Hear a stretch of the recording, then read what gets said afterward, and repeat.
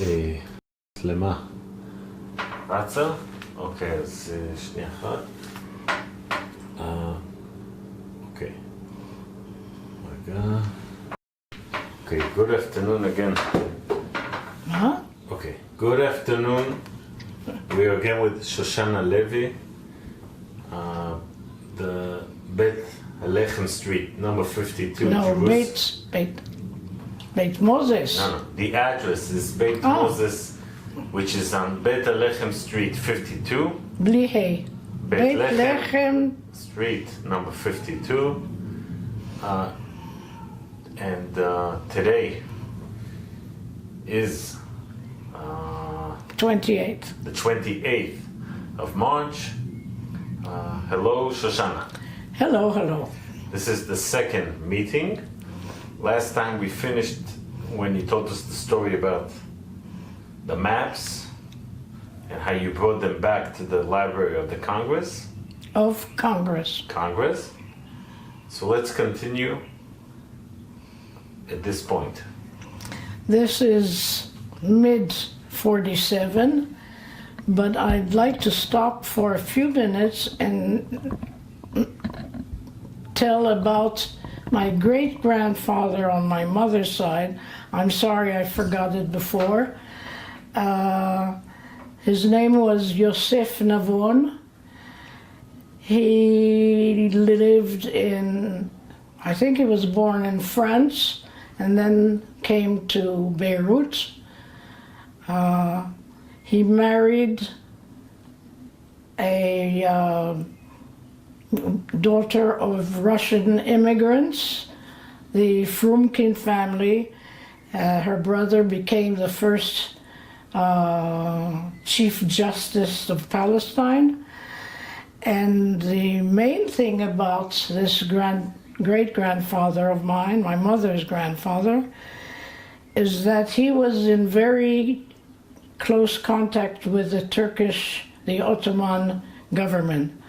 And he was an engineer and raised money through Kaiser Wilhelm and also the Sultan of Turkey, and built the first railroad from Istanbul to Damascus, and later all the way to Jaffa, Jerusalem, and Alexandria.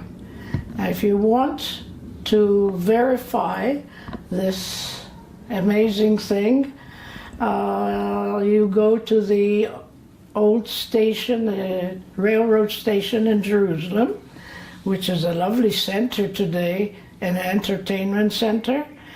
And there's a plaque on the front saying that in Hebrew, I think also in Arabic, that this was built by Yosef Bey. Bey is Baron. The Sultan granted him this baronet, and in Arabic it's called Bey. So it was Yosef Bey Navon. I think I'm very proud of all these heritages. Now, we come to November 47, and we were sitting, all of us, all my friends, Shlomo Argov and a friend of mine called Hank, and quite a few others. There was only one other Israeli girl there at the time, woman. She worked in the mission. I don't remember where we were actually. And like every Jew, I think almost every Jew in the world, we counted the votes and were, of course, mad with joy. And Shlomo Argov and Hank and I, this was in the evening or at night, I don't remember the time in Washington, and we decided that we're going to do something special, not just dance. And after dark, close to midnight, we crawled, and I say crawled because at the time opposite the huge British embassy, there was a very high hill, all covered in just wild trees, short trees, grass, wild grass, just a wild area, and we hid there. And at midnight, we checked the guards, and very British. They were very accurate when they went and when they came, so we knew what to do. We climbed the very tall gate. We wore our sport shoes, and Hank climbed up to the top of the flagpole, and he removed the British flag and put the Jewish one, what will be the Israel, already was our flag. And we got away very, very safely, and that is something my kids love to hear every year. And I don't remember much after that except Okay, so you were in Washington, this is 47. You November? finished November 47. 29th. Okay, did something happen? Were you involved in something connected to the independence to Israel the next year? Well, I'm trying to get there. Yeah, sure. I remember that Paula and David Ben-Gurion came to Washington, and I don't remember, it was before 48, I think it was before, and not after. Maybe I'm mistaken, I'd have to check my book. I'm sorry, I don't remember exactly.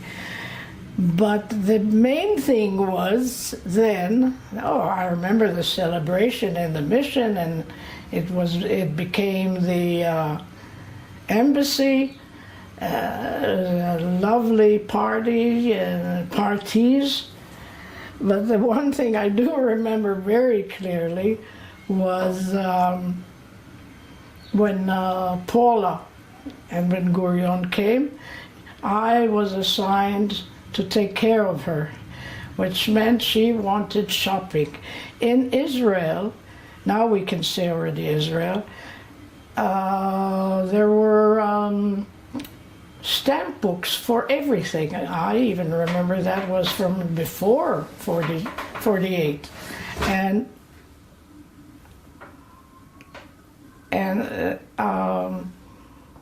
there were no sheets or towels. It was all very coarse, very, very coarse cotton. And she said, the main thing is shopping. And we got the limousine and the driver and with the diplomatic license, and she kept nudging me and telling me, you tell them I'm the wife of David Ben-Gurion, the first ambassador of Israel. It's another story I can't forget.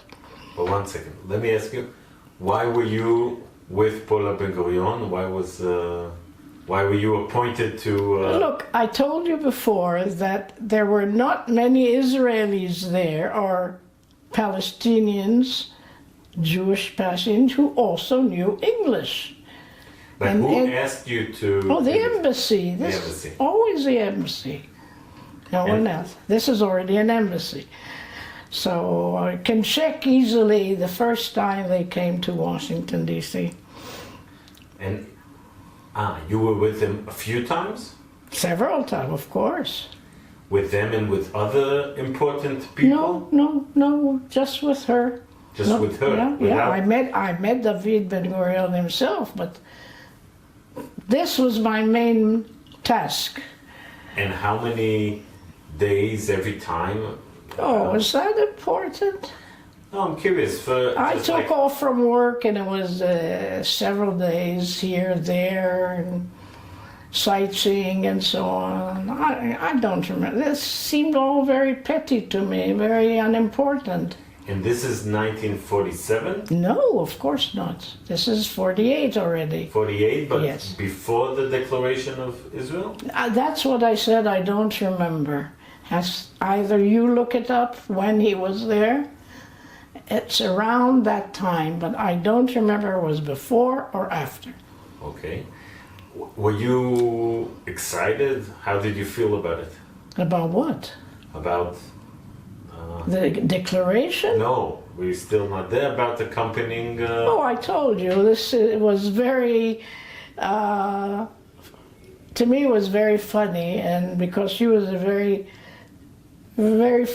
very silly person in a way, but she adored David. Everywhere you'll read the same thing, that she was sort of a real Yiddish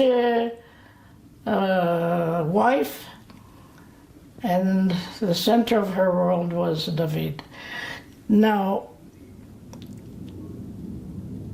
I felt at the time very guilty because in 48, and I'm not talking about months, during, yes, that period of the war which lasted, it started in 47, not 48, and it lasted until 49. I mean, I'm sure you know all these things. And most of my classmates were killed in two places in the terrible failed attack, a plan to attack in the Lamed Hay, the 35 boys and girls who were killed to release Gush Etzion, and the attack from the Castle to Nebi Samuel. So these were What? people that were with you in school, and I said my class. Don't you hear me?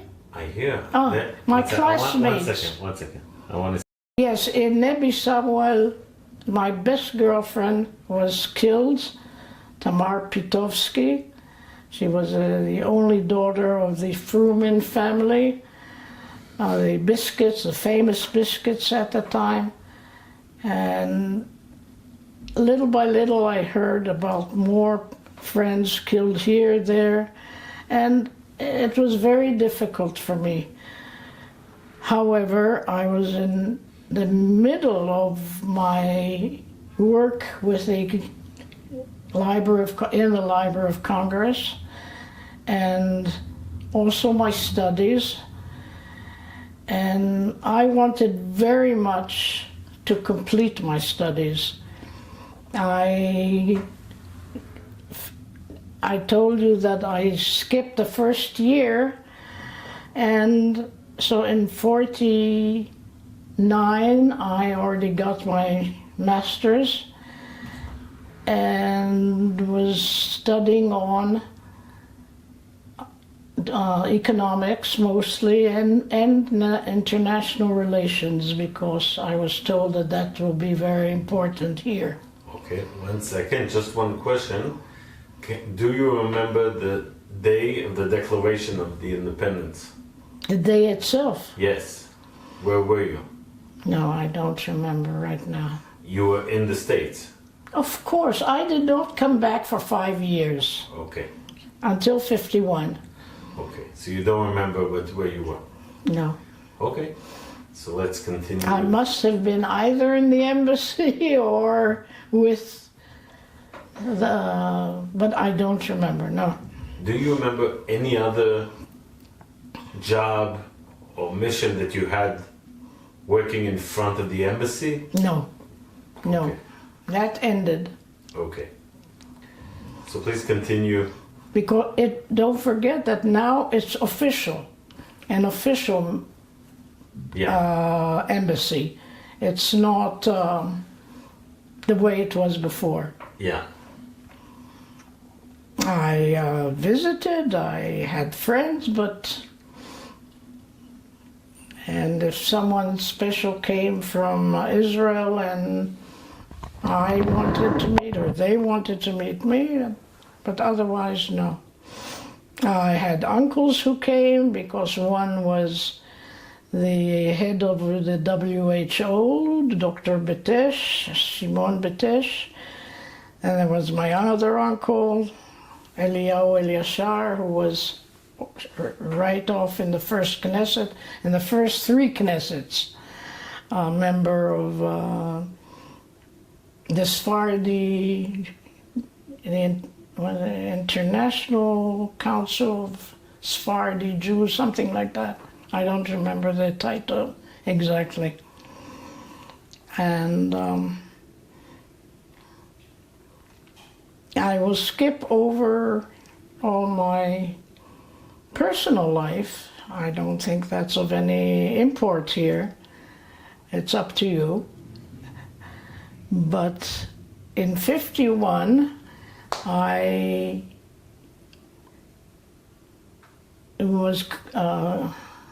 got a very urgent telegram from my parents that my mother is very ill and she asks me to come back. In the meantime, my sister came to the States and married there and left communism. And actually she was very, she was pursued by the British here and had a hard time, and she became a good American. And I had a great deal of interests and activities in my life there at the time as a very young person. I remember my 21st birthday. It was a huge party for me. But boyfriends and so on, and a very full life. And then came 51. When I came here, which wasn't easy at the time, we had to wait for a boat to take you from New York to Italy, and then wait for an Israeli ship. It seemed it was just built, I think, then, and it was quite a trip. And on the ship there were the Negba. There were several Israelis from America, but Israelis who were also studying in America, who were coming back because it looked like the wars were not going to end. When I came to Jerusalem and helped settle matters at home, my mother asked me not to go back. I had intended to go back to do my doctorates. I loved studying, always have. Yeah. And, but my mother asked me to stay, that they needed me, and so I did, and I looked for a job, and Shlomo Argov came at the same time, he returned to Israel at the same time. This is 51. He was already here before me. I think after the declaration he came back. I really don't remember. It's easy to find out. And he got hold of me and said, look, there's a job just meant for you. It's with the Lishka, the office. Yeah. It's more than an office, the word itself. With Ben Gurion, Shlomo was then his secretary. Either he or Kolek. Kolek was his secretary, sorry. Shlomo was the secretary of Kolek. And we need an economist. And I asked, what for? He said, look, all kinds of reports are pouring in. We need someone to analyze, someone to... And when I heard that this is, we had long talks about it, it was right, the street up from Arlozorov to Keren Kayemet, that's where the Lishka was, the corner of Keren Kayemet and Arlozorov, if you know Jerusalem. Where not in the Jewish agency, the backyard sort of. And says that I understood that it's going to be mainly paperwork.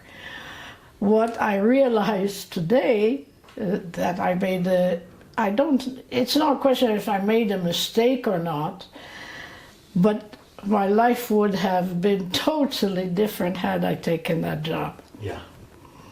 But absolutely, totally different.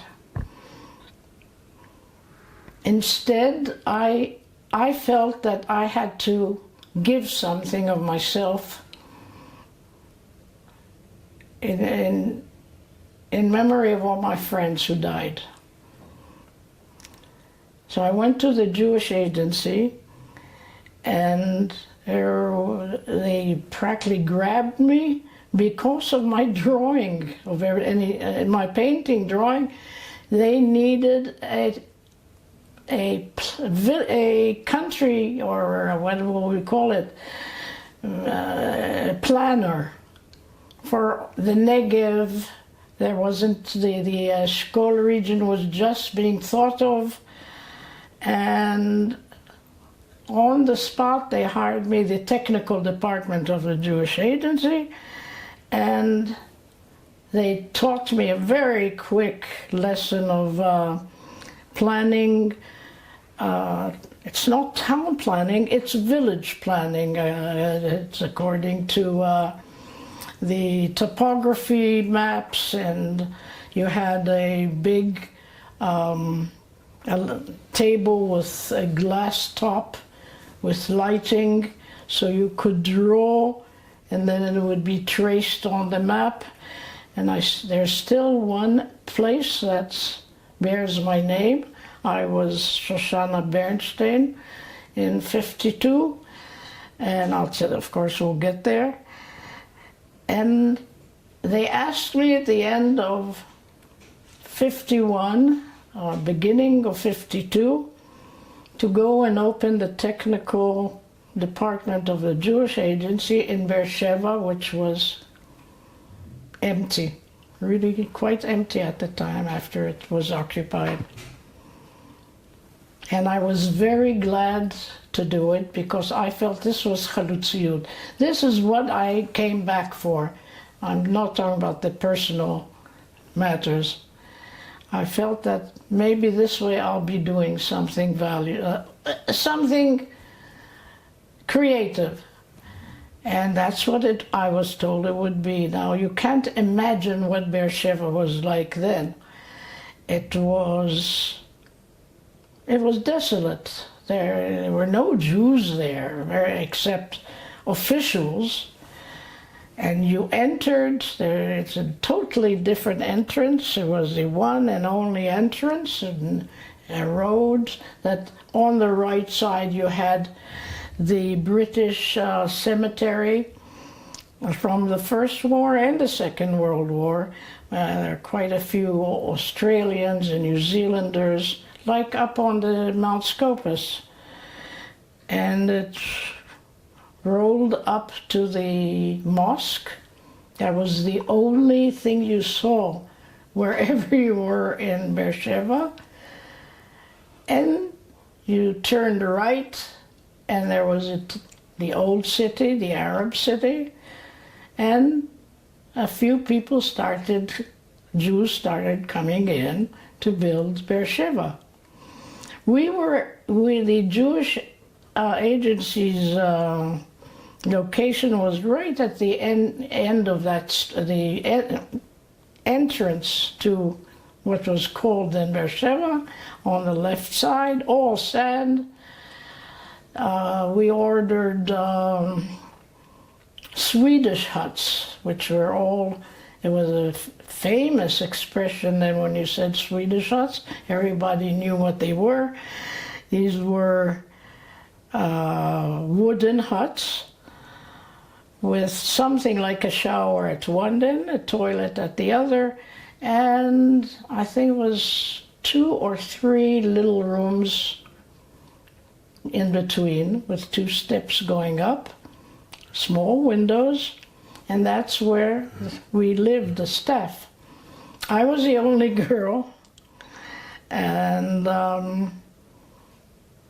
everyone else was an immigrant. The engineers, that's what the department was about, planning. And not just planning Beersheba, but planning the Negev. That was our main task. All the villages that that needed urgently to be planned so the immigrants who were pouring in could be housed. And I remember there was from Poland and from Bulgaria and from Yugoslavia, and when you think back on it, how we understood each other, it's hard to know, because it was a mélange of quite a few languages. These were the 3 boys, men, who were the engineers. One was an agronome, agronome. So please, agricultural engineer. So when you say planning, when you say you were the area planner, can you explain a bit what was exactly what you did? I'll take an example of this. Today it's a experimental agricultural village, a station, not village, sorry. Now, I was told, for instance, it's called Gilat. It's in the Negev. Of course, we're talking now only about the Negev. And we need planning for the village, and maybe one day we'll have an agricultural station there. The village, all the villages, north, south of Israel, everything that was built, and anything that was built was by the Jewish Agency. That's why the UJA started, and you know what the UJA is, United Jewish Appeal. Yeah. The big money raising that really, without it, Israel would not be what it became physically. And we had to trace the topographical lines, which means the various changes in the heights and declines of the area. And according to that, you set up the houses, and there were usually 2, 3 rows or 2 rows. It depended how much land we had for that particular settlement. Then you had the water tank, and sometimes you needed a wall. Then you had the what we called the center, which was the clinic and the synagogue and the school and like a neighborhood. No, we never used the word neighborhood, because these are all small villages. That today, suddenly, after 70 years, or 75, even more actually, the Oriental community is complaining that they got such awful housing and such awful accommodations and schools. And this was the beginning. There was nothing. I remember walking for hours in sand to see if there's a rise so we can maybe plan something different.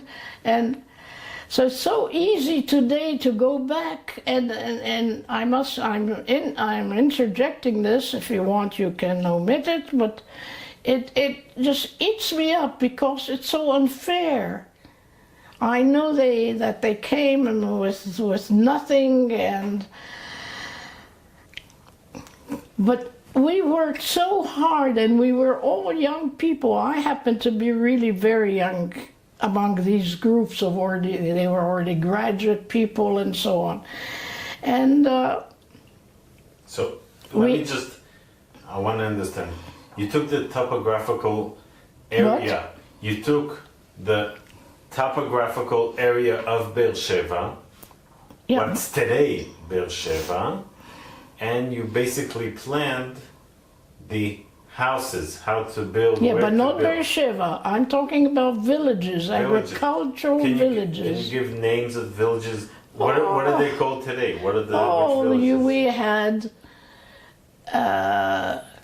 Dibona and Yerucham were in the future because those are going to be big centers. But you had the names. I should remember right now.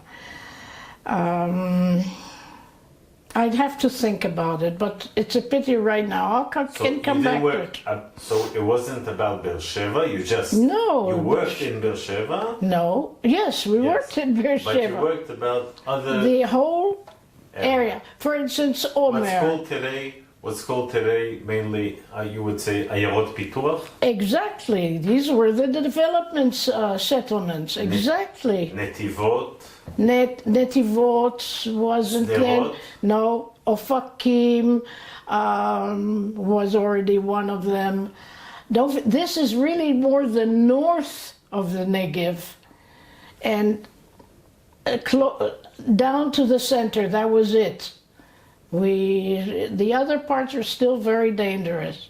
Now, you started working at what year? This is 50? 51. 51. And 2. 51, you worked there for 2 years. I could say that it was for 2 years. It was for a full year.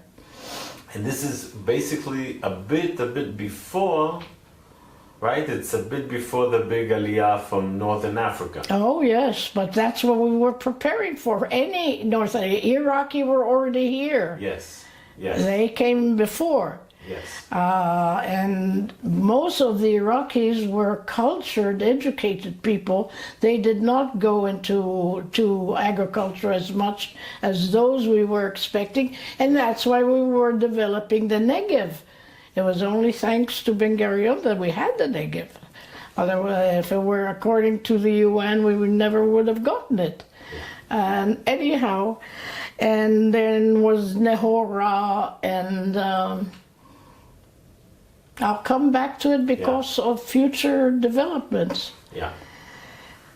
And I remember my mother, when I did go down there, they refused, I must say, my parents even to visit me, because it was to get from Jerusalem to Beersheba, you had to go down to a place called Nachshon and Hartuv. You can look it up, if it still exists on maps. From there to Masmia, that was the name of the Arab town. Today it has a Hebrew name, I don't remember right now. The whole trip took 3.5 hours. Today you do it in 1.5 hours. Or 1 hour 3/4. It was really, and there was no paved roads. These were all very hard soil or sand, but there are no roads. Now, I know people can't imagine that, but that's what we all worked at. I have a friend here. He was born in Germany. He was in the French Resistance because he managed to escape when he was a youngster. And when he finally came here, he worked in the Negev. And also, they did planting around the areas that I planned, yes, or when you knew that the center would be this size and this shape, then they started, Keren Kayema, the Jewish National Fund, started giving plants so that something would grow in the Negev. We had no idea, and no water, don't forget. Now, I felt that by the end of that year, I felt that I've done my share, and in this field, in this Zemitzauti. You felt you.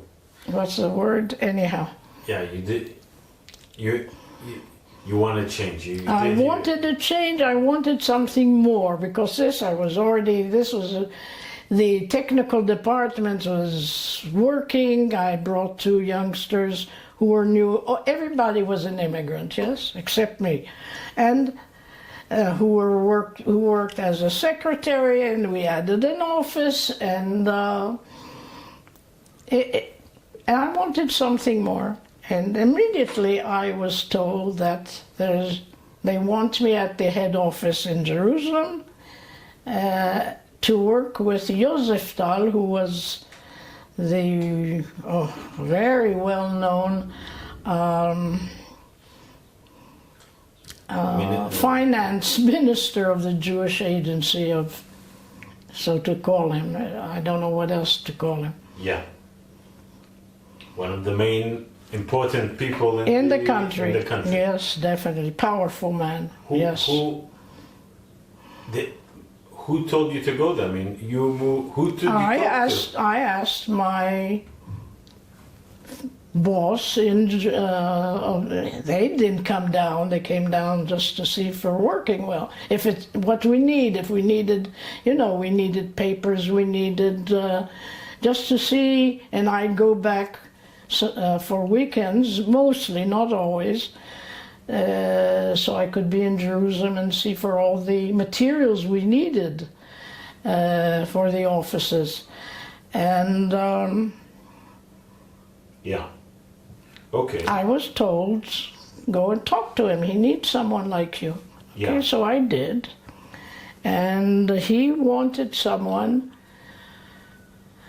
who could be a contact with the UJA. The UJA sat practically in the Jewish agency. Yeah.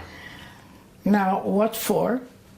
We wanted to start raising money for all the villages we were planning, we planned, were being planned, and so on. This wasn't a small job. This took several years. And because of my artistic background and my English again, I started planning how to model these little villages in clay and paper, not papier-mâché, but carton. Cardboard. Cardboard. But this is in your last job, not when you went to move to work. No, it's my first job. No, I left my first job. So when you moved to work with I came back to Jerusalem in '52. Yeah. When I completed the whole year, I was already keva. Yeah. Okay. In the Jewish agency. Yeah. Keva. Yeah, you had a permanent job. And then you started making these models. This was only part of it. The contact was also with Machleket HaItyashvut, the Department of Agricultural Settlement. The Jewish agency did all that all over the country. They had regional centers. There was the northern center, Hevel Atzafon, how would you call it? Hevel. The north region. Region, it's not exactly. There were 4 regions in the country. There are a lot of staff. Sometimes they just took on people because they were new immigrants and they could give them jobs. It was a beehive of activity, the Jewish Agency, and they really did all the settlements, the Hityashvut. And while So one second, let me, step by step. So you worked in the office. There was the head of the office, the main was Yosef Dal. Dr. Giora Yosef Dal. That's right. And your job, can you tell us? He was the Gizbar, the finance minister. He was of course, he was the head of the finance of the whole country. Basically the minister of finance plus Exactly, exactly. Now, your job... It was very broad. Very broad. That's what I loved, because I had contacts with the settlement department. I remember the first day I walked into the head of the settlement department, Machlaka L'Hityashvut, it was Levi Eshkol. He was head of the Jewish Agency, of the entire Jewish Agency. And I wore jeans which were unknown in the country yet. And I had very long and very black hair. And the head of the northern region took me to meet him because he wanted special plans. Let's not go into it because I don't even remember what he wanted. He said, der Zuziker Amerikaner. That's what he called me. And from then on, that stuck with him.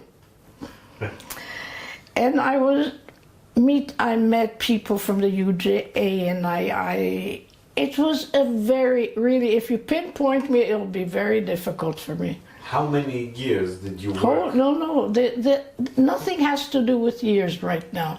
It's all section. I had a very, very... long. No, not long life. A very varied life, and you'll have to listen because it's not a question of years.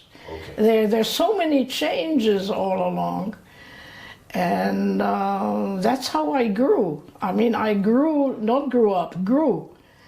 in my perspectives. So just now, one question: can you remind us your age at this point in 1952, 53? I'm 23 and a half. 23, and you're sitting with Levi Eshkol and Yosef Tal. And it didn't impress me. I really didn't. I don't know if you believe me or not. I couldn't care less about, I'm not talking about you, if anyone believed me. Never meant anything to me, hierarchy and VIPs and so. I had that all my life, and it just didn't, it just was work. You had to do things. We didn't have time. I remember then it was that's later, quite a bit later in 56. But it's a long story between that. When there was the Milchemet Hatasha, I don't know the terms in English. But let's go step by step. Pardon? Well, but you lead us. Okay, anyhow, in 52, I married the agricultural engineer who worked in Beersheba. We married in August of 52, and he did not tell me he wanted to emigrate to... Can you tell us his name, please? Do I have to? No? No, I'd rather not. Okay. He's not alive, but I'd rather not. Okay. And it was Bernstein, supposedly. It's another story, and you'll hear it. To study further, he wanted to do his doctorates in agriculture, and I said if he wants, and we needed my passport to get a visa. Everything was with a visa, even to the States. It would be California, because we were growing here citrus fruit, and everything was at its beginning, and improvements and changes. I didn't want to leave. I was very, very happy and active in my position, and that he insisted, and we went, of all places, to Toronto, Canada, which I did not understand. There is no citrus in all the snow of Toronto and Ontario. I taught there at the university because we had no money. And to make a 2 years story short, I discovered one day that he's not Jewish, because on the door there was a plaque not of Bernstein but of Józef Brzezinski, which is not a very Jewish name. And then he told me that he came to Israel. There were quite a few of those with the Anders army. And here the Jews absconded from the army, from the Free Polish Army. And that's a story not many people know or remember. And he never told me that. And with a few other very aggressive acts against me, as I keep repeating, it's all in my book, but there's no need to repeat them here. I tried to escape with my baby. My son was born in May '53. In Canada? In Canada, yes. And when did you discover? How old was your son? When I discovered that his father wasn't Jewish? Yeah. Oh, a few months before. Before your son was born? No, before he was 2 years old. Okay. And there was he caught us at a Catholic friend of mine tried to help me escape. It caught us. It wasn't easy, it wasn't funny, but I managed to get away. Now, may I ask another question about this subject? You left him because he didn't treat you well, or because that you discovered that he lied about his origin? Everything together, and he was a very sick man. But at the time we did not know what, no, I don't remember the name of this, the mental disease. It has ups and downs, I don't. Mania depressia. Manic depressive. Yeah. It was totally unknown at the time. I even went to doctors and psychiatrists to find out what's going on. And I didn't really know him. I knew him in Beersheba. Because of work, we'd all go in a small group, these 3 engineers and myself, to look for a tiny place to eat lunches or to buy some things. There are no Frigidaires. This is the first year I was in Beersheba. Yeah. And it doesn't matter here why I married him and so on. Let's not go into all the personal parts. So you ran away? Yes, and he caught us, and there was a big affair at the station, but they got him off. I saved my son by running into the toilet, locked the door, and I wouldn't come out until the American every time. Can you just There was a border then, I mean an official border with guards on both sides, the American and Canadian, and I would not come out until I was told by police, American police, they had to push their identity card under the door, so I was sure that I'm in the States, and then I came out. And I also did the illegal thing because I didn't, to leave Canada with a baby, I don't remember until what age, you needed both parents' permission. Now I absconded without the Canadian permit. I went directly to the Israeli Consulate General in New York, where we got the last stop with the train. And the minute I said all my family connections, in Yashar and Batesh and so on,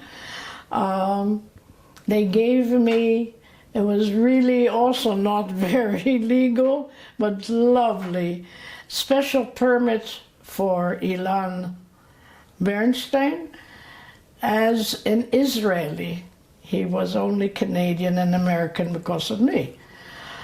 And they told me, the minute you come, go to the Interior, the Ministry of the Interior and register him, etc., etc., etc.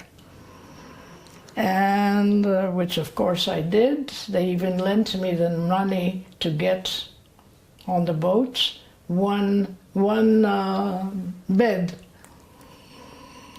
And I must say that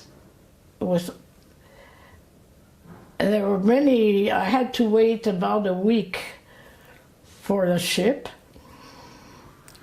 I've had an amazingly beautiful experience in Naples. I loved Italy, I was there before. Now we got you took a boat from New York to yeah, there was no other way, there was no direct flight. Yeah. There was a beginning of flights, but who had the money for that? My husband stole all the money I saved in the States from the 5 years I worked there, and so I was left penniless. And I had my baby, and we were sitting on the, I don't know if you know Naples. Well, it's different today, sorry. There was a huge wharf, just flat area, big area, and a cafe, and the offices of the meches, the duty, and the regular things you have at any port. And I sat on a bench. I had to wait, I think it was a day and a half, for an Israeli ship this time. I have to come back. Can I retract? Not retract, go back? Yeah, of course. In 1953, yeah, it was a Catholic year. I don't know how you call it. It was a holy year for Catholics, and the Americans by the hundreds and thousands were going to Rome for the Pope's blessings and etc. Most of them were all poor, like me, and it was amazing the way we were treated. They used to, I know Italian, and since my boy and I were in one bunk, and there were 3 other elderly ladies. And you see, I looked as if I'm 17, 18 with a baby. Not so kosher. And I threw my ring into the sea when we finally left the States. And I had very long black hair, as I told you. I think all I had was some summer, very simple summer dresses. And since I had one ticket, this is third deck, packed. I remember the ship really packed. They'd bring me food for the boy. And this was amazing, amazing. Now I get to Naples, and I'm sitting there on the bench, no food, nothing, only my suitcases. One suitcase was only books, and the rest was what I managed to take that hours. I remember even cooking my husband a meal and stuffing the fridge before running away. That's ridiculous today to think about that. And suddenly, two or three workers from the depot came over and asked me in Italian if I want, it was late at night, if I want something to eat. And that night and in the morning, they brought me excellent Italian coffee and rolls for the boy. And these are things that I will never forget because they're rare and they're beautiful. And when did you come back to Israel? In July 55. Okay. In Toronto, I said I was at the university. I taught Hebrew at the temple. I got $5 an hour, which I needed badly. Why don't you let me hold? Okay. So let's continue. Yeah. You come back to Israel with your son, 2 years old. At the Haifa port. Yeah. My father is there. And uncles with their car came to take us back to Jerusalem. Okay. I think the next day I started looking for a job. I went straight to the Jewish agency. I was welcomed back. Really welcome, as if nothing, 2 years didn't exist. And 55, yes. Yes. So you went back to work at the agency. Yes, and then I got even a higher position. I was head of the Lishka. Again, it's so much more than an office. It's the head office of a section of the Jewish agency, or of any ministry today. It's also called a Lishka. Yeah.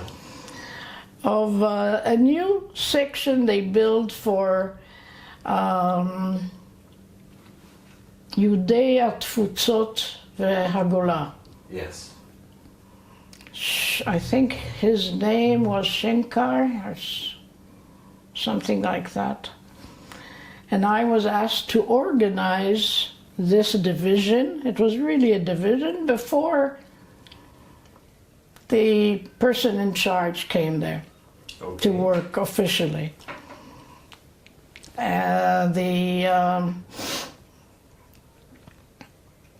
Joseph Tal was, I think he died in the I'm not sure. I don't remember him there because the one who took his place was someone called Stein, and there was a new finance director, Giladi. Okay. Joseph Tal died a few years afterwards, but you went to a different position, so you probably... Yeah, he wasn't there in the Jewish aid. That I knew because that was where I wanted to go back to. Yeah. But I remember being received so joyfully, let's call it. And this is always, I felt a lot of gratitude to the JA.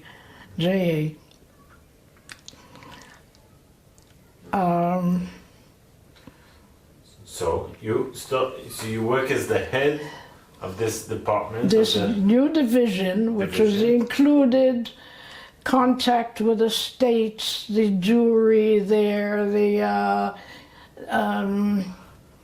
what is it called? The American system of Jewish communities, federation. Yeah. With the Jewish federations, with the Jewish Congress, with the mainly it was public relations and a great deal of literature that they wanted from here, literature they sent that had to be translated. You know, again, all this it's just 55, and it had to be started, these things. It wasn't the head of the Jewish agency that was. Then was, oh, what's his name? I'll check, but please continue. I liked it, but typical to my character then, and the minute it started working, what I organized, I was dissatisfied. I wanted something else, something more. Because it was running, yeah. It was working, and I had a lot of appreciation, etc. And I met Lova Eliav, who was then of course, in the settlement department of the Jewish agency. And I told him I want to go back to the Negev and I want to do chalutziut work. What's chalutziut in English? Pioneering, development, growth, that kind of work. Yes. But, and I realized it then very quickly, I have to have housing with it because I have a boy, a baby practically. Still, what year is this? Still 55. Okay. It took me only several months to build and organize this, the head office of this division. I got a secretary and things were moving, so I felt that I could move on. I was not the type to sit on my, whether laurels or just, I felt that I finished the job and now I can move on to something else. Yeah. It's not a question of exciting, but creating. I like to build things. That's me, to create, to build something new. Yeah. So you got in touch with Lova Eliav. And he said, oh boy, I have just a spot for you. Now the head of the settlement department then was Ranan Weitz. So we had to ask him first. And he said, have just the job for you. And he took me to what was going to be Kiryat Gat. Now if there's the Mojave Desert or anything that is really flat, yellowish, dead, that was Kiryat Gat at the time. It wasn't even sand, it's kurkar, and I have no idea what it's called in English. Half of the Negev was kurkar soil. Look it up. Yes. It's it's like layers of sand that were pressed down, and that's the feel. And I said, what about a clinic, a kindergarten? Yes, of course, you'll plan it and we'll have it. The baby is here, the boy is here by Eli. So then Lova Eliav, another day, takes me and he tells me, this is Migdal. It was an Arab city or township that we occupied in the 55 war. 48. No, this is in 55. You're right. There were still Arabs there, but it was mostly Jewish. And right after that comes Ashkelon. Now, the minute we got out of Migdal and to the top of the sand dunes, there was the sea. This amazing, gorgeous sea, and I fell in love. And I said, this is it. Now what do we do? He said, I have a job to go with it. But you have to go back to Ra'anan Bayit. And he said, look, which of course I did. I'm speaking as if but time is moving as well. And he told me, we need you desperately. We have a company called Tractor Stations, Tachanot Traktorim. It's not working well. The center is in Tel Aviv. We are trying, don't forget 55 started the million of Moroccans who poured into the country. That's what they're now complaining about, that they were dumped into the Negev. And we have to teach them agriculture. We have to teach them some technology, agricultural machinery, the basics. And the company isn't working. We just got a new head.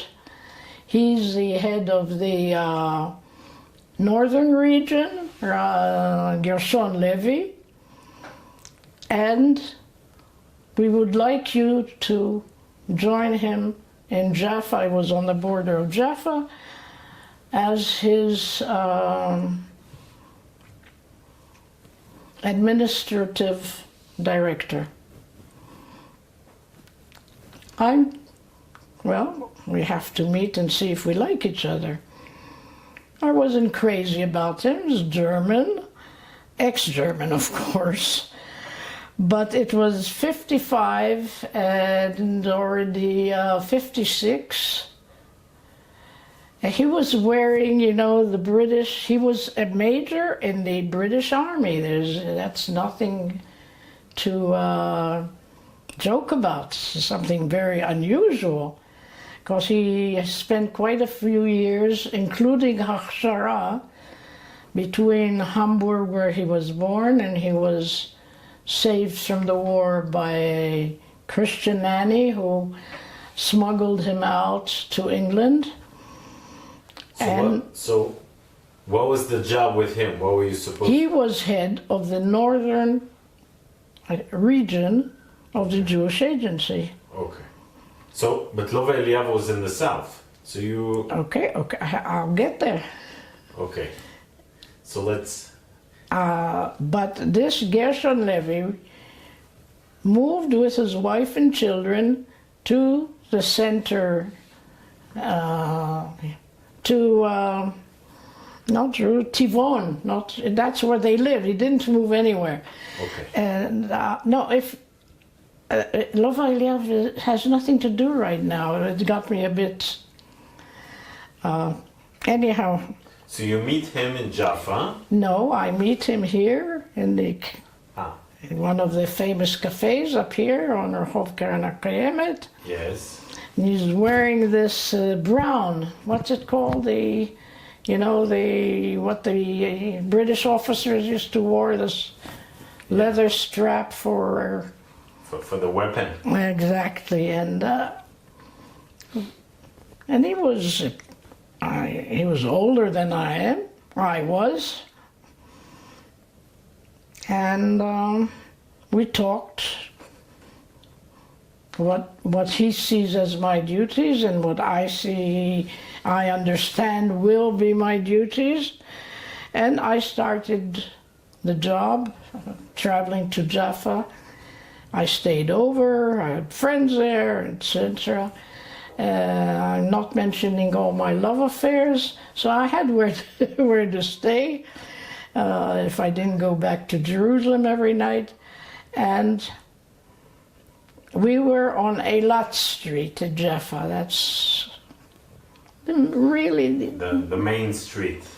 Exactly, but it was a very dilapidated area. It was an Arab house, of course, and I fell in love with the work. This is agriculture, which was my ideal of Israel. Most of us were taught that as well. And that we're going to develop the South, etc., etc. And one day, after quite a few months, I told him, I think it's ridiculous that we're working in Jaffa.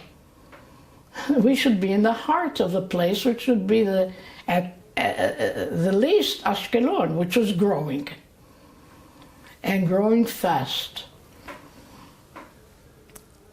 And the visits, you can change that, the visits with Lova and with Ra'anan Weitz came after I convinced him that we should move to Ashkelon. And then I said that I have to have housing, and Ra'anan Weitz took me to Kiryat Gat, Lova to Ashkelon, and that's when to me it was sealed. We found a big area on of course, a sand hill. We got again, this took quite a bit of time, not long. Again, wooden Swedish huts. I painted each of the 4 huts we bought different colors. One was the secretariat or the Hanhala, the management. One was the bookkeeping. One was finances, etc. And the company officially belonged to the Jewish Agency. This was in Kiryat Gat, the offices that you... No, Ashkelon. Ashkelon, okay. Forget Kiryat Gat. That was nothing yet. Yes. So you lived in Ashkelon this time? No, I didn't say lived. We worked. We all commuted. People had to also quit work because they refused to go all the way down. Ashkelon was just as far as Beersheba. Not from Tel Aviv, but certainly from Jerusalem, which was the headquarters of Jewish Agency. Yeah. There were no buses yet. There was no road to Tel Aviv yet. And how shall I compress everything that happened in, I would say, 3 years? From 55 to 58? Something like that, even 57.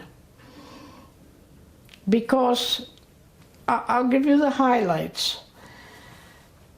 First of all, Lova Eliav started planning the Lachish region. Yes. Now he had an office next door to our 4 huts, and I called it Mifal Tachanot HaTraktorim.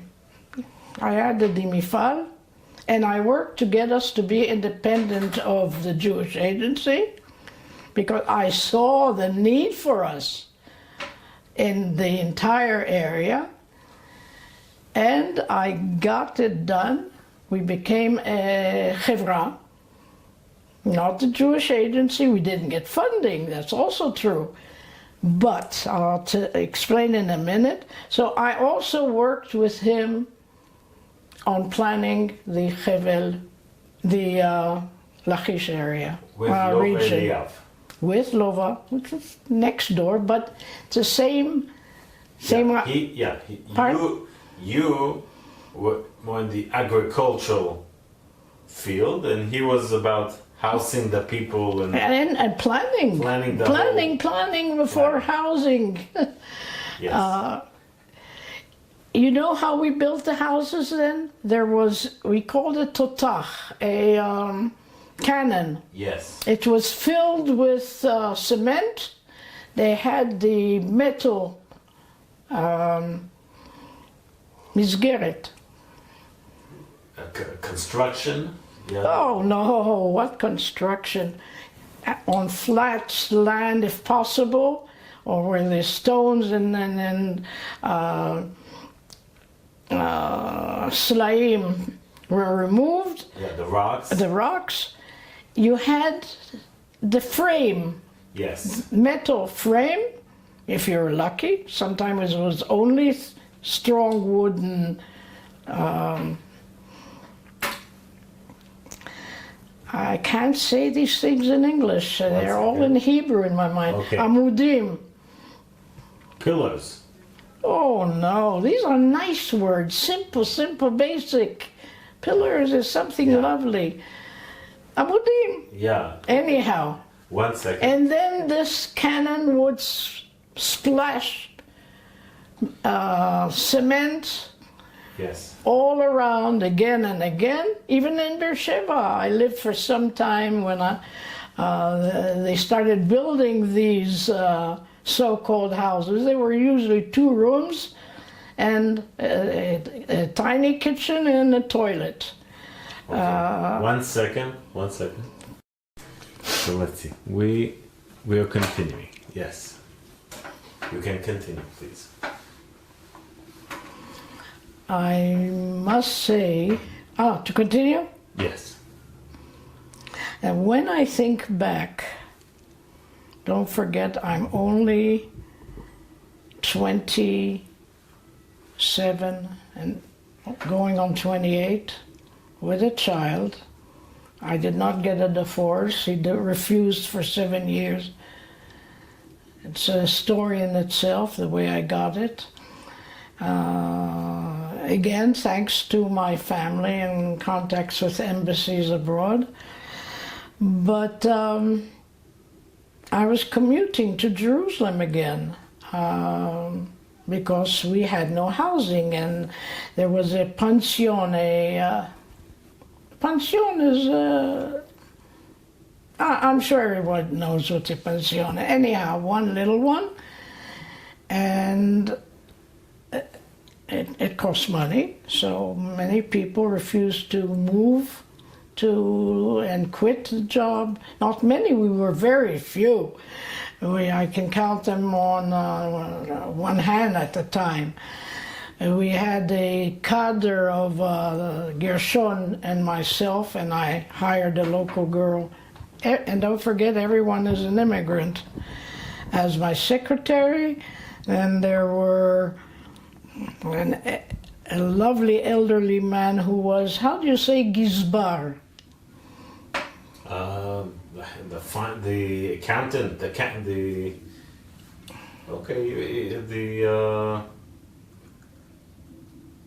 counter, you can say. You bet, because also before when I... 1 second. Continue. Look, if you want, I can... No, 1 second. I don't know how to skip.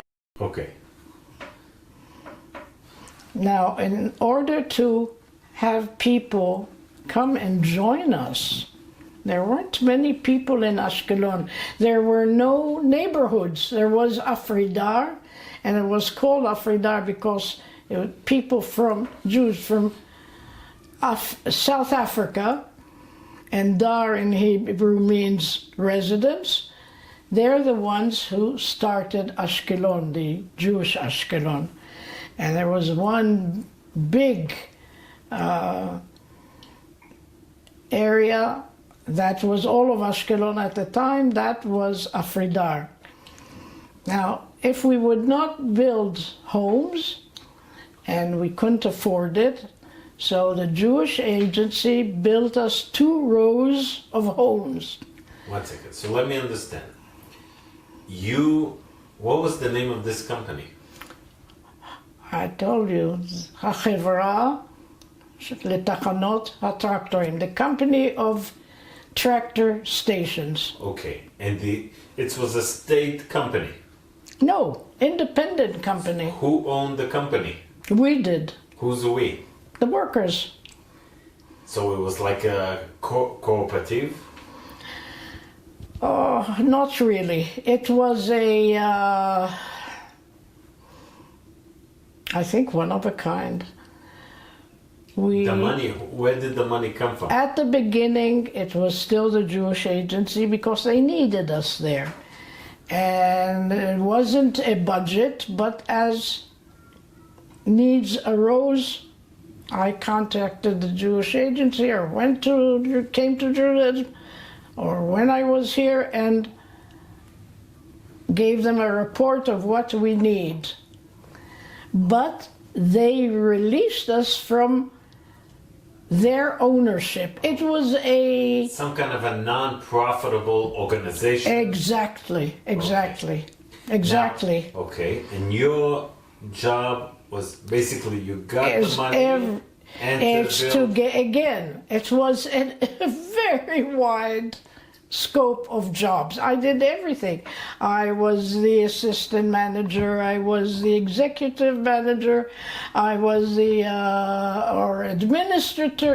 administrator. Now we started getting agricultural madrichim, instructors from all over the country, and we needed so many. We needed machinery. I used to order it, and I'd fight with the Jewish aid, and everybody fought. I certainly did to get money. Now we started, and so many things at one time, and you want me to? I want to shorten it. And no need to shorten. I want to ask something. So can I finish one thing here? To me, it's important. Yes, please. Gershon and I got the Jewish agency to build. It's not a question of paying for it, it's building. They, of course, paid for it. 2 rows, Shvil HaShita, the avenue, it was all sand, of 5 houses on each side. It was what you call beautifully a duplex. It's ridiculous, but there was 2 rooms on one side, a wall in between, another 2 walls, 2 rooms on another side, toilet and kitchen. 10 homes like this for the first batch of workers. So we at least had what to offer. I'll complete 2 more things, if you don't mind. Just please mention the city. We're talking about Ashkelon? In a minute. Yeah, this is all Ashkelon, on the sand, on a hill. In Ashkelon? Everything is Ashkelon. Until 1964, it's Ashkelon.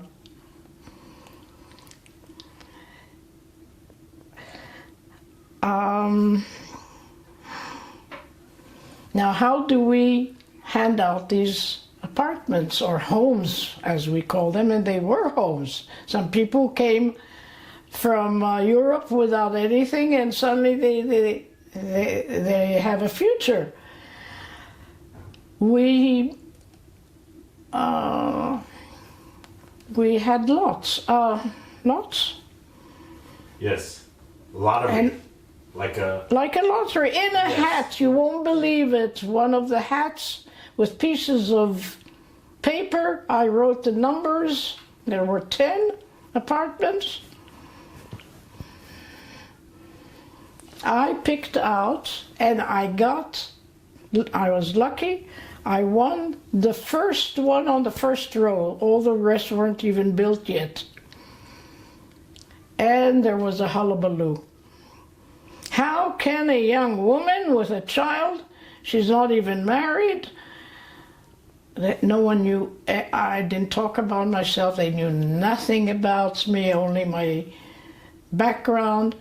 How can she have a home?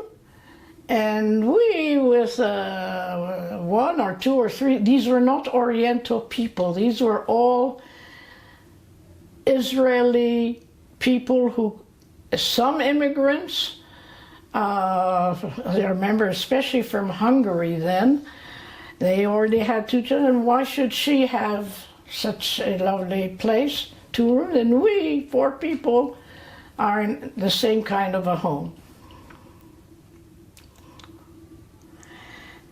Thank God we cleared it up because I won. This wasn't any graft or anything illegal.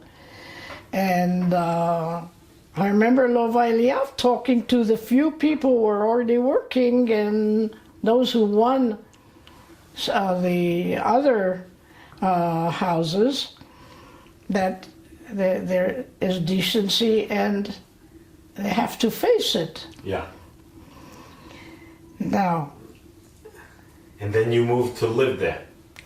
When in 56, so the boy was 3, I moved there, yes. I got to, they used to call them Jewish agency beds. These were iron beds, single beds, very hard, with straw mattresses, and you got a broom, and and that was about all, and the rest was up to you. Yeah. Now, I also furnished the offices. So when there were people who didn't want the drawers of desks, and they wanted a big empty area, let's say. And we had a lovely immigrant guy from Poland. He came, he managed to come from Auschwitz with his mother. He came straight to Ashkelon.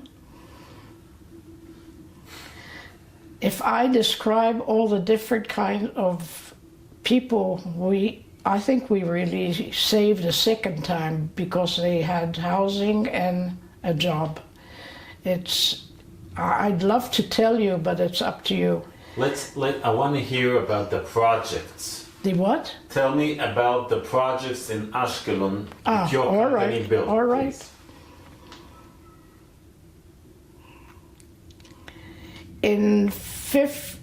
Now, from the beginning, I met the mayor and his wife, Tajer.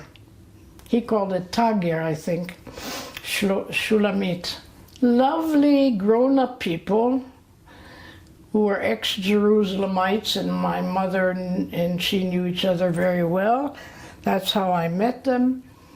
And they were real pioneers, especially she. He managed the municipality, the small place at the time, and she wanted to build a city, a town. And we worked nights, and I'm not exaggerating. By the way, we did not lock homes. It was so free, even though Gaza is only a few kilometers south. It was after the 56, Hatasha was 56, not 58. I remember preparing tea for Gershon and he was again in the army as head of supplies, and they came jeep after jeep, and I'd prepare very strong tea thermoses and pots, not pots, all kind of, with very strong tea, that then they'd go down south. This was 56, that I'm sure of. Yeah. And so your company.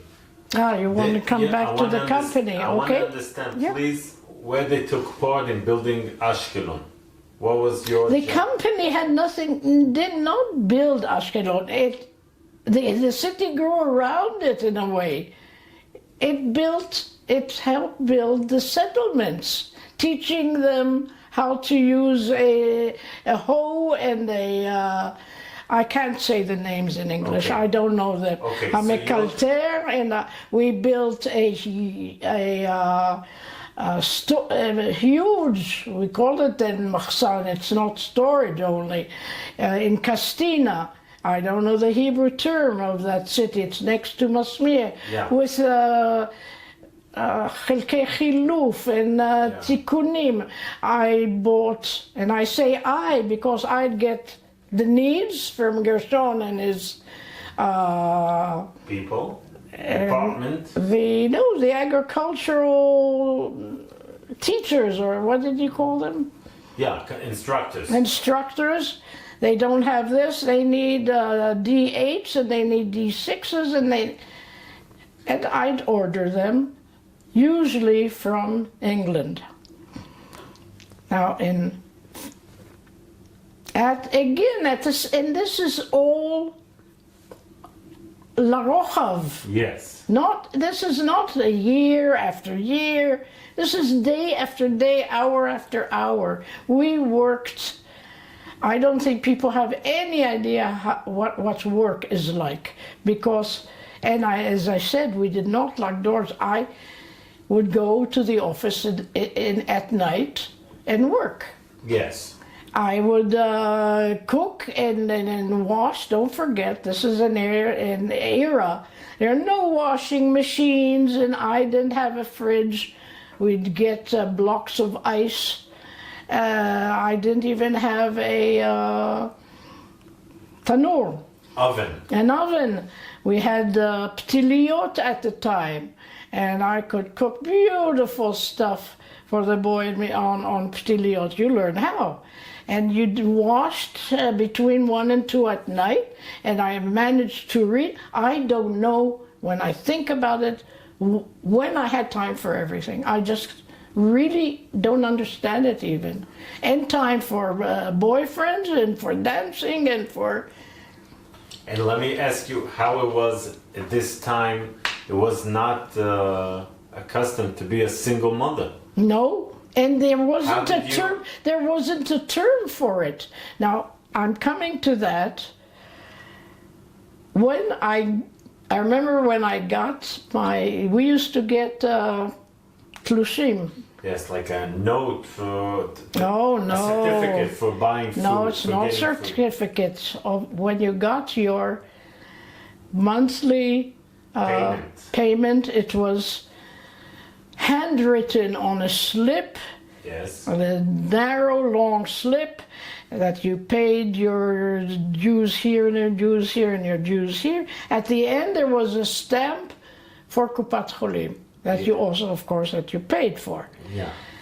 And I saw that I wasn't getting what I was promised as the second in command, let's call the manager, and secretary, etc., etc. The idea of a single mother unit did not exist. Chad Horit, the expression didn't exist at the time. So I went to Jerusalem, and Shulamit, come on. Sure.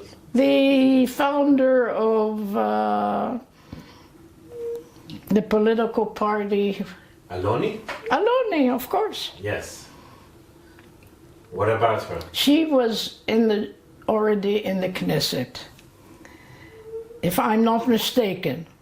But she had a lot to do with the Jewish agency, which was all, again, with immigrants and with settlements, and not settlements, but political affiliations and whatnot. And I had a meeting with her, and I told her, I'm the head of this family, and I want to receive my due as head of a family. Because the treasurer, Giladi, said,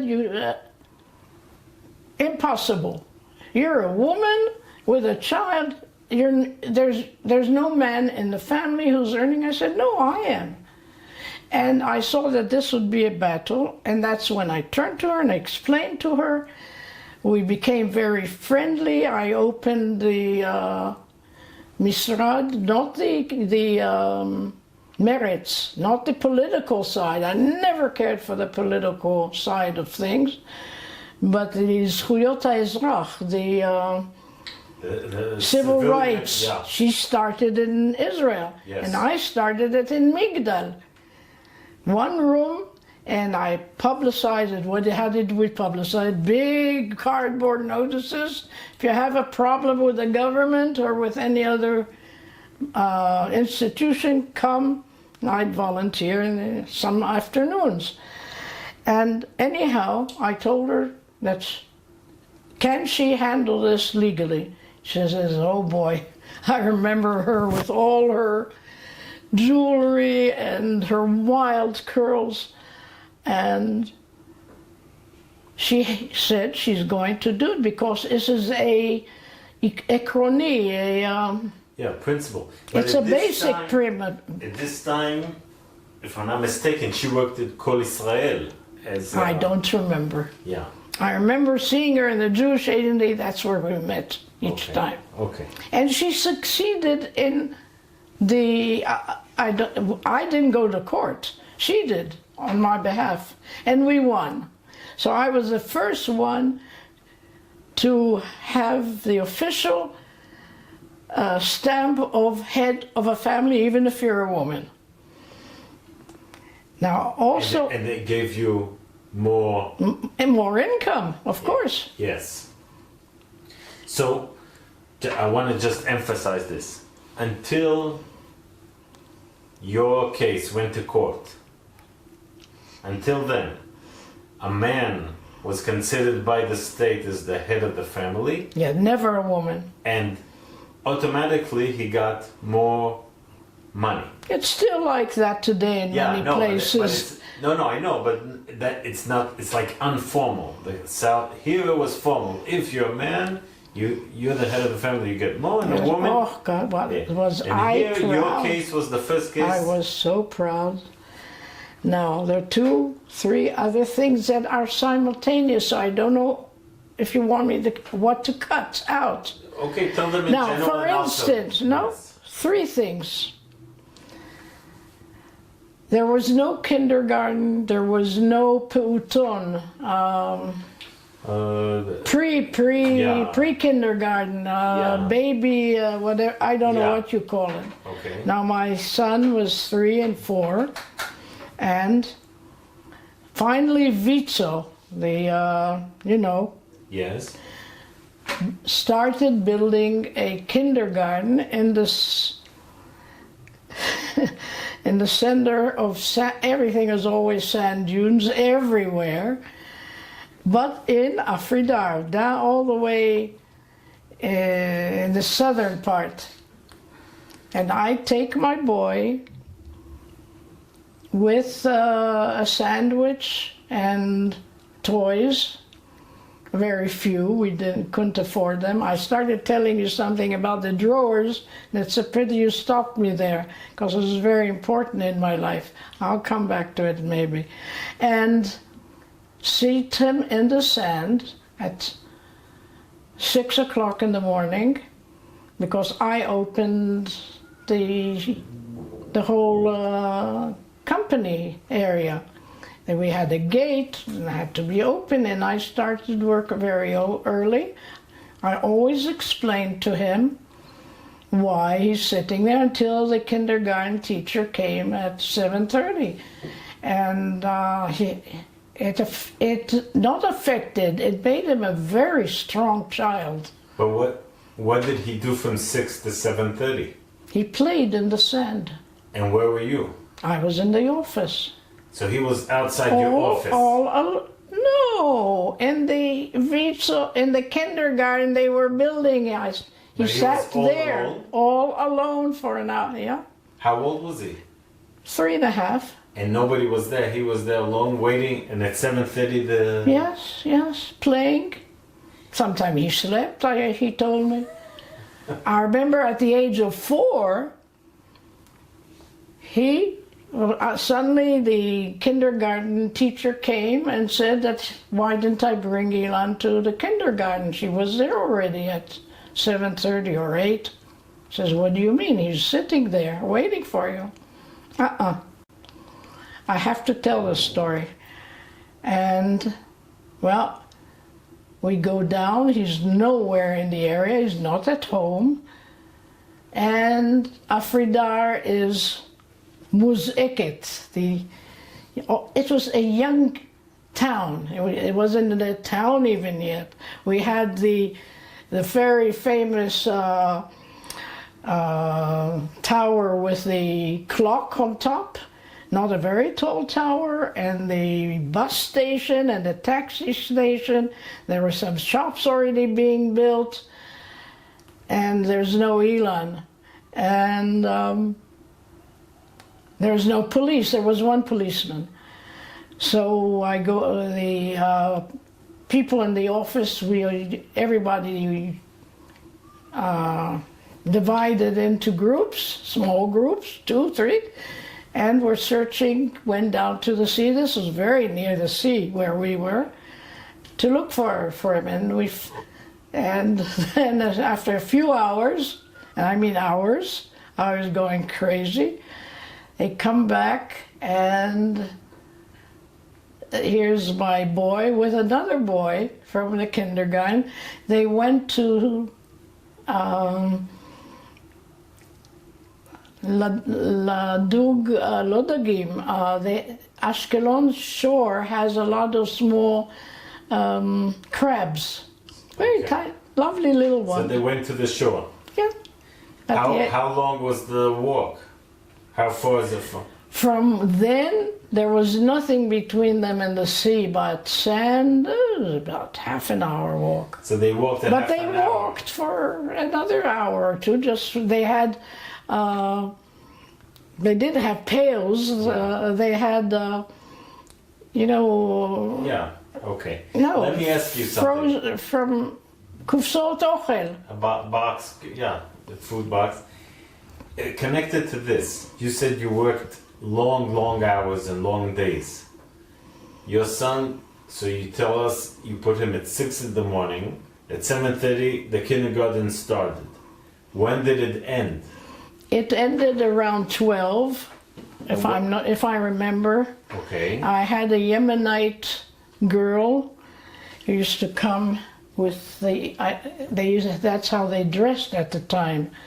The new Yemenites, all the Yemenites, they wore very tight pants Yes. with a skirt over it. Yes. And with the head was covered and long sleeves. And I always say I got her out of her pants because they were not religious, and she wanted very much to become modern Israeli. And I remember the first days when finally she came just with a skirt, and she was so proud of herself. So she was the, She was the caretaker at noon. I cooked at night. She had food ready for him. She put him to bed and left. Left. Of course. And then you would come home when? 6, 7, in time to give him dinner. Yeah. But he was alone. He had So toys and books. So she left like 2, 3 o'clock. He was alone for a lot of his childhood. Yes. Yeah, a very strong young man. And he loved reading. He read at 4. I taught him. I saw that he was able. And he had toys and books. And just to mention the drawers, this young immigrant who was in charge of maintenance, this Polish boy immigrant, I showed him how to use the drawers and make a Cabinet. A cabinet, exactly. Okay. So Eytan had lovely 2 cabinets with 3, I remember 3 on each side. I painted everything green, all shades of green. I had a mania for green at the time. I painted the walls because When we moved in, it was bare there. No, nothing. We just had to paint it ourselves or hire someone. I love painting the inside and the outside. Now, So let's get back to your work. exactly. In 58,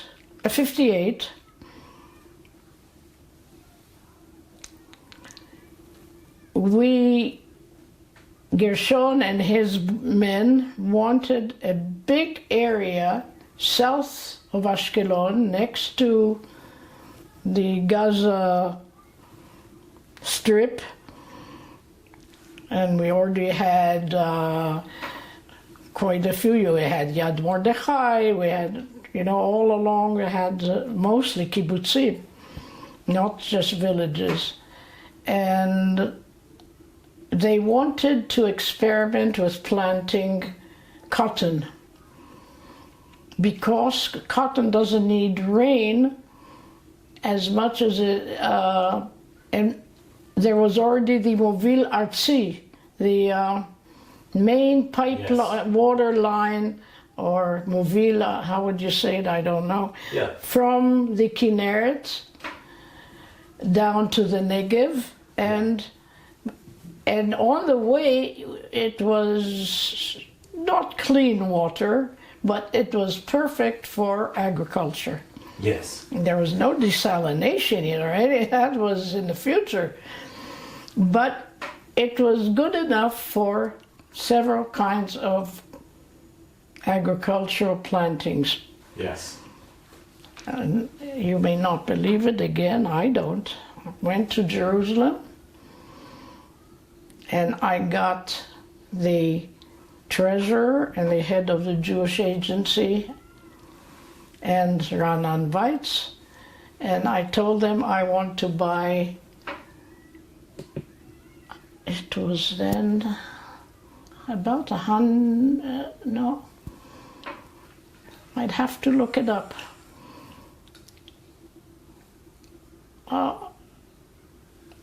Almost 1,000 dunams, that's a lot. I'm not sure of the number, I can only check in the book. Someone would have to check, not me. And what for? And we want to plant, to grow cotton. Okay, 1 second, before we continue. Do you remember the full name of Gershon? Yes, I married him, Gershon Levy. Ah, okay.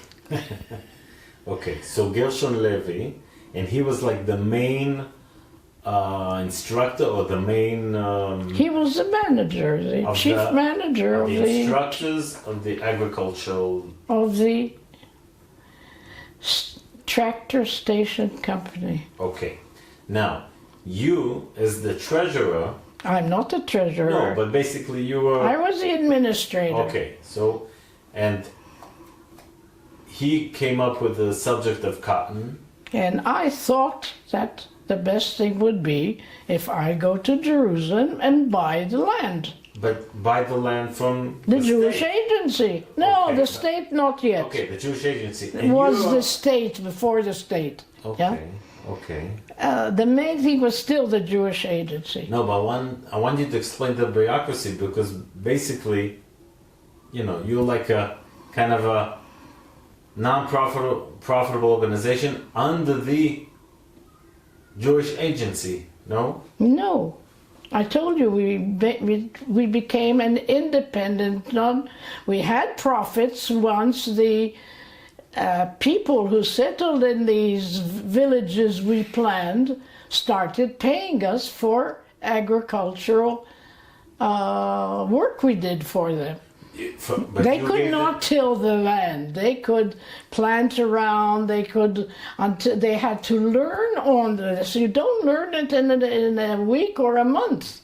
Okay, so they had to learn. In the meantime, we plowed their areas. We taught them how to. And then the Ministry of Agriculture had very few instructors. That's agricultural instructors. There were no personnel yet. We were the main cadre certainly in all of the South. Okay, so you started getting money from these The settlers. from the settlers for For agricultural work. Now many other things are, I have to tell you, but you have to let me tell it in my way. I can't otherwise. well, we will do it together because I want to understand things, so we have to be patient. Yeah, but when I cut in the middle of something, it's very hard for me to go back to it. Okay. So Now I don't let's- remember where I was. So now you went to Ranan Weitz and you No, not Rananvites. I said it very clearly. I'm going to I- stop. Yes. If we're on again. We're continuing. Yes. Let's put it this way. We have the new settlers, mostly Moroccans and Persian Jews, poured in 55 to the Negev.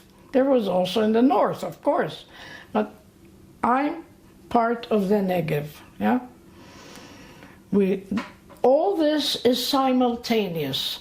The homes they received, the plot of land, usually it was a dunam, or I don't remember the allotment at the time.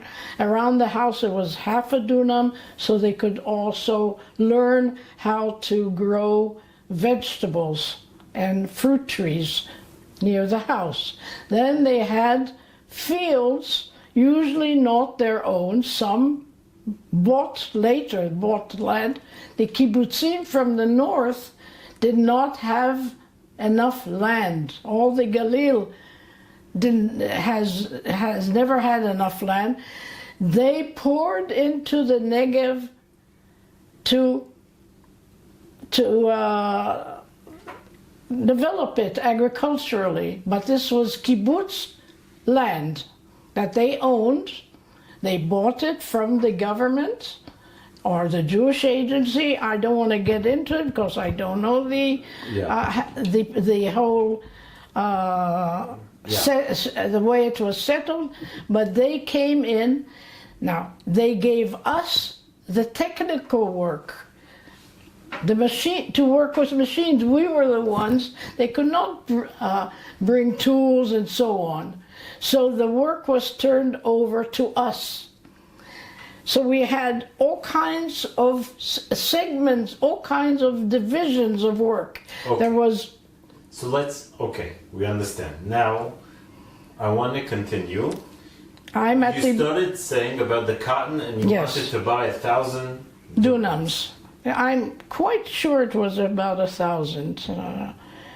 And I got the main people, Ranan Weitz, the one who was then head of the Jewish agency, I don't remember. He was so famous, don't remember his name right now. Sounded like Danzig, something like that. Anyhow, and the treasurer of the Jewish agency, because the land was either the Keren Kayemet, and if you know the way the Jewish agency is built in Jerusalem, you have the Jewish agency, and on the right you have the Jewish National Fund, the whole building, 3 buildings. You know the way they look? Okay. And then you have the Keren Hayesod, I don't know the term in English, for all contacts with Jews outside of Israel. Zalman Shazar was the head. What? Zalman Shazar was the head. No, not at my time. No. See? No, not of the Jewish agency. He was president. Yeah. No, I'm not talking about president. I'm talking about the Jewish agency. Okay. He was the head of the Sochnut Ivrit, the Zionit. Yehudit. Yehudit at the time. No. Well, Okay.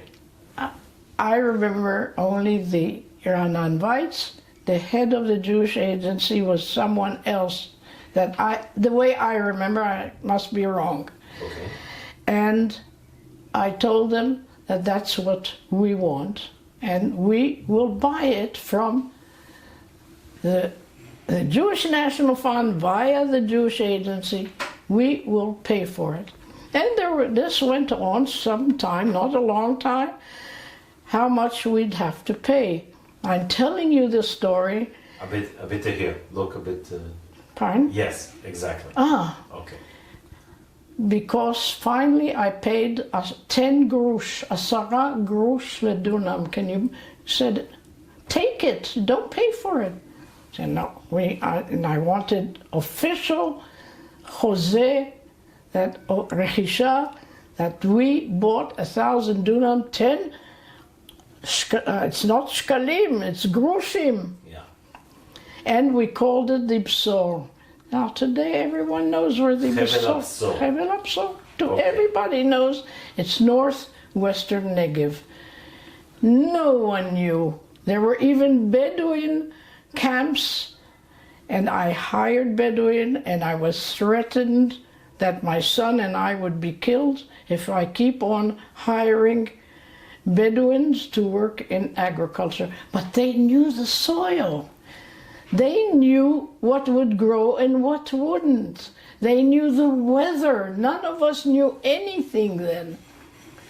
I wanna ask a few questions. 1 second. Sure. Ask a few questions. When you say you bought it and then you got about 1,000 dunam. There are two things I have to tell you now. Who's in the tabo paper, who's the owner of the land? The owner was our company. Okay, so please tell us again, the company of the tractors? Stations. The Tractor Stations Company. Okay. In Hebrew, it's the other way around. Okay, and you say this company was some kind of a non-profitable organization? It was, don't put it that way. Don't know. How would it's you a put it? very big company. We grew to, we had over 10 stations throughout the country, not just the Negev. I told you, we bought tractors, we bought every kind of machinery and tools by the thousands. Okay. But if you'd let me continue about the work. Before, 1 second. Now, the state basically... Had nothing to do with us. Okay, but Ranan Weitz basically had full trust in you and your company, and when you said you need 1,000 dunams, then basically they, not just Ranan Weitz, I told you. yes, all the They thought I was Meshuggah. They told me I'm Meshuggah, and then that to tell Shoshana Levy he's Meshuggah. What do you want to grow cotton for? Okay, but they did give you They land. gave us the land, the sand, exactly. At this point, how many people work in the company? Now, we were very few in the center, in Afridar, the administrative center. The main work was in all the stations. Now, please let me describe what a station is. Okay. A station, let's say, near Israel. It was a little settlement, also in the Negev, west of us, east of us. We were on the shore, so everything was east of us, the Negev part. The Bsor was south of us. We built wooden huts. Each station, according to the population amount or the number of settlements, had 1 or 2 tractors. There were different kinds of tractors. We won't go into all this right now. They needed so many of each different type of equipment, and we supplied it. And then you had a manager, Menayel Tachana. We got them through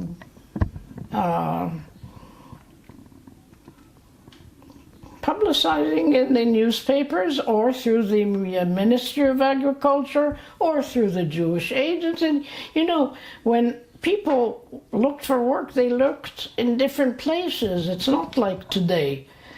So we got people with agricultural background or technical background, and they became the manager. They had to live at the place itself.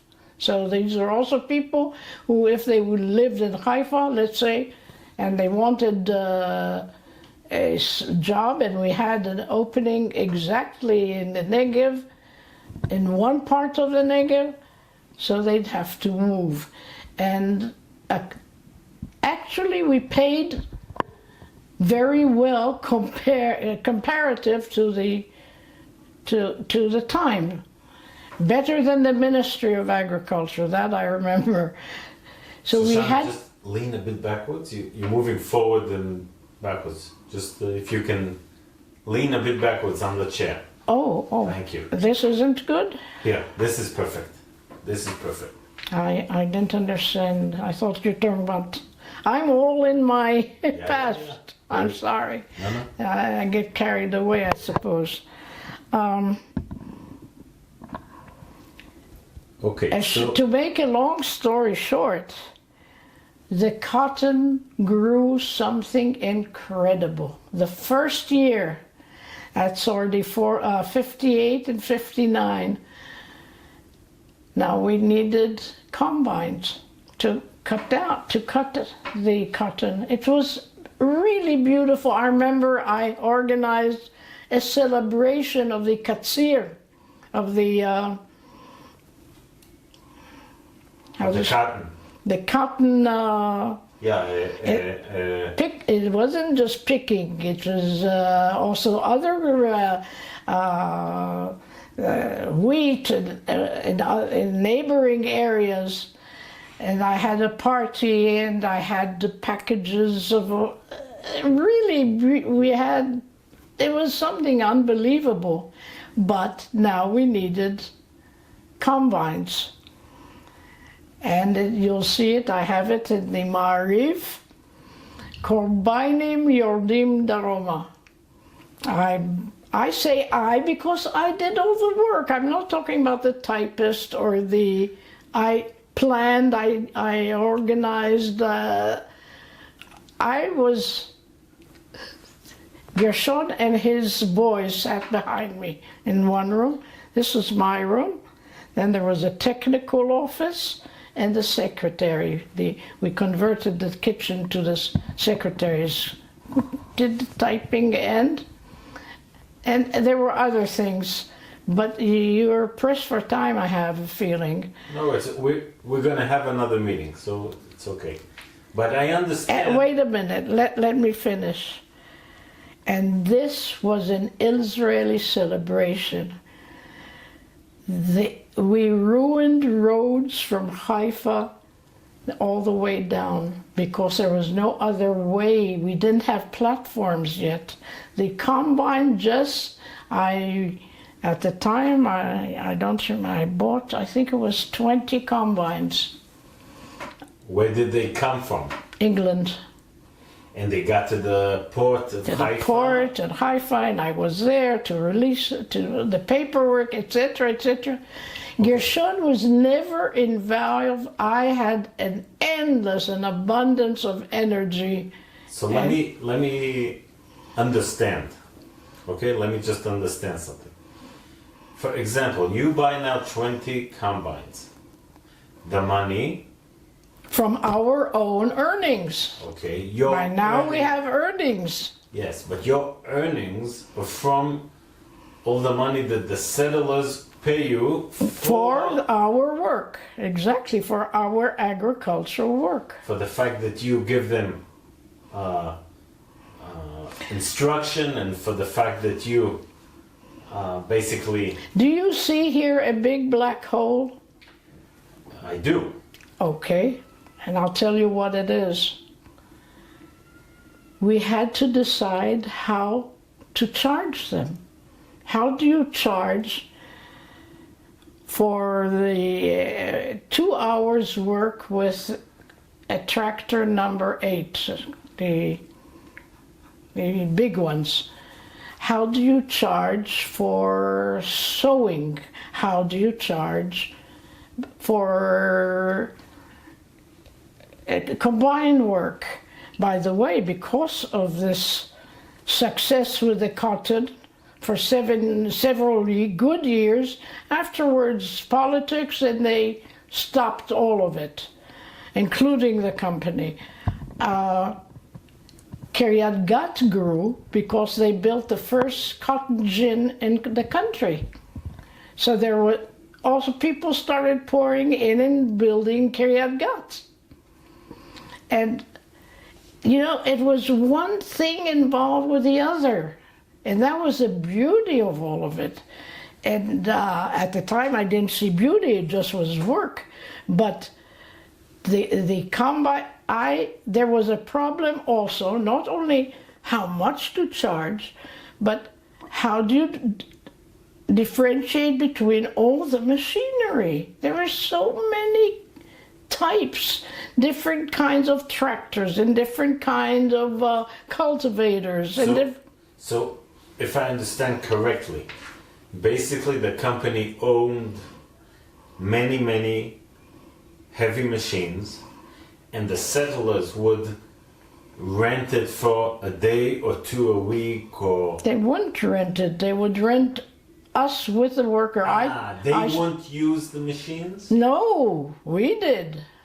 Okay. At the beginning, we would not rent out the machinery. Oh, no. Why not?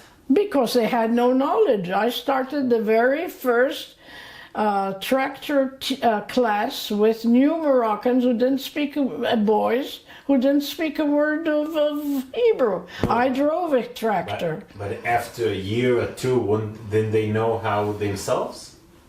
Then they would buy their own on installments and so on. If they succeeded, or if we succeeded in developing their area, and usually every little village was more like a kibbutz than anything else, because they had to help each other and work together. Yes. It didn't always work. It depended also on the origin of the community,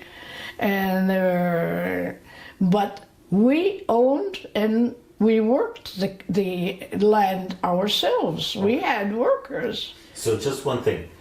So there's one thing, the machines and the instructors that you provide to the settlers. That's one thing. Yeah, but there are also workers, and we had mefakrim. Okay, so that's one thing. But you also talk about the 1,000 dunams that the company bought, and that's like a different thing. That's already really owning, and you yourselves.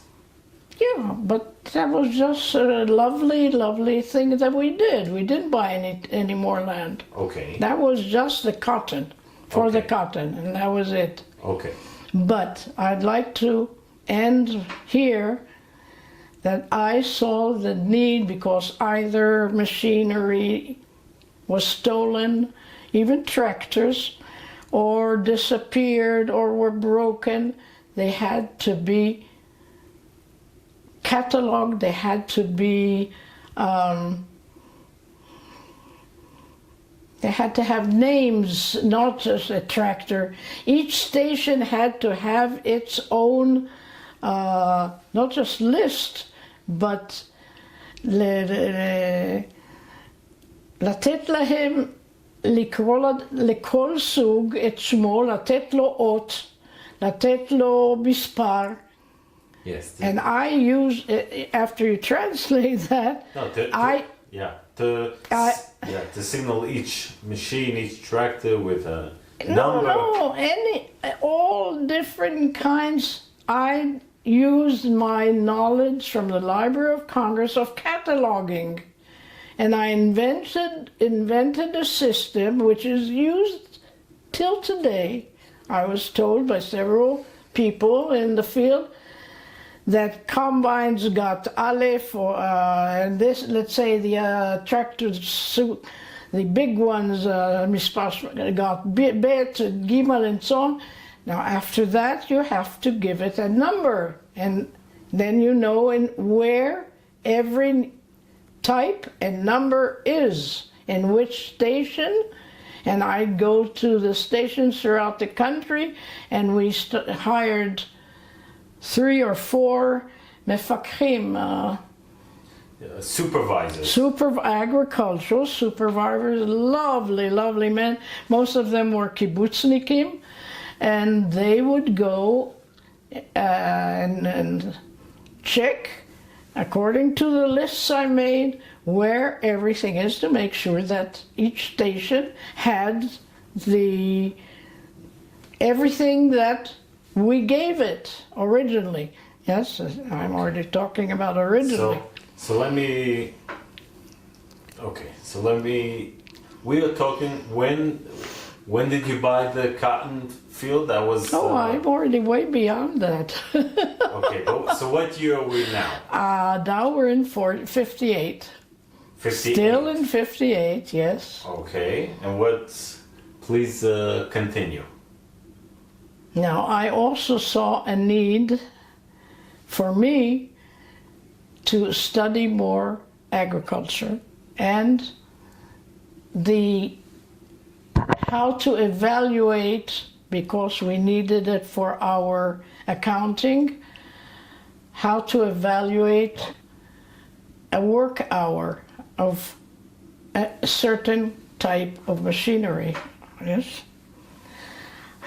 I went in 48. I married Shoshana Levy. 58. 50. I don't know why I'm stuck with 48. Yeah. We married. He divorced his wife. We married. And late 58, sorry. I went to the head of the economics department at the Hebrew University. His name was Patenkin. Very well known and very loved. And I told him what I want to study because we need it. There's a lack of certain information, and I would like to make do my doctorates on the subject. I already had the what I told you in Hebrew, את הסימון של הכלים החקלאיים. The catalog, It was published. מינהל מקרקעי ישראל, several years back, about 10 years, told me that they still use the basis of my cataloging, and of course enlarged it. And he told me, for heaven's sakes, do agricultural economics. We just opened the agricultural economics in Rehovot, next to the Weizmann Institute, and go and do your doctorates there. That's what we need, and that's what you want, which I did. Now, you would believe that the distance between Ashkelon and Rehovot by bus took over 2 hours. This is all unpaved roads. 58. I got a fellowship or a scholarship from the Histadrut. I applied, and they gave me a fortune. It was £100. And that would certainly take care of the first 2 years. It's hard to believe. And I started going at night. Eitan was all alone. The neighbors knew. I told you we didn't lock doors. My other half was a family freundlich. He was the, what did you call pakach? Supervisor? Agriculture, one of the agricultural supervisors in the south. There were 2 of them. And he moved next door to me, my other half, of the house. And I tell them that I'm going to study, and they'd look in. But where was Gershon? You were married at this time? No, at this time I wasn't married yet. So you started studying before you got married? Yeah. Okay. We're gonna stop at this moment, okay, before you start the new period in your life of marriage and the studying. We'll continue next time. How far do you want to so go? thank you very much. Oh, on. How far?